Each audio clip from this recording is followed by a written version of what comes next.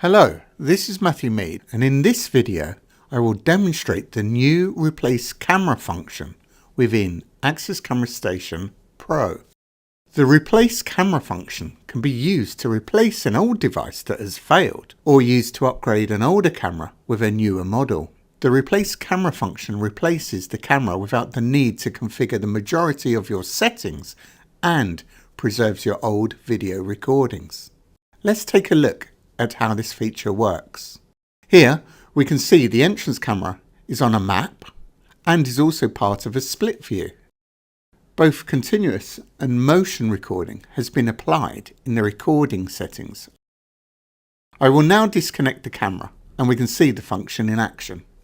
The first step is to add your new camera. Here I'm adding a camera which is a newer model to the one currently installed. In this example, I'm selecting None for the recording method. Once the camera has been added, we can use the Replace function. Within the configuration menu, select Devices and select the Management option. Here we can find the Replace function.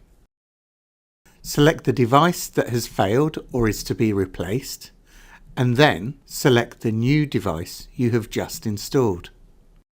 Once the device has been replaced, the old device will be removed from the system.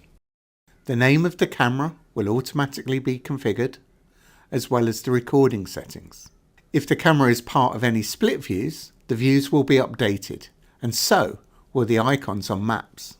Finally, the recording from both the old and the new device will be shown on the timeline. Please note, the configuration of any motion detection windows will have to be manually reapplied, as well as the configuration of any ACAPs. It's also best practice to check the settings, especially if the camera is used within action rules.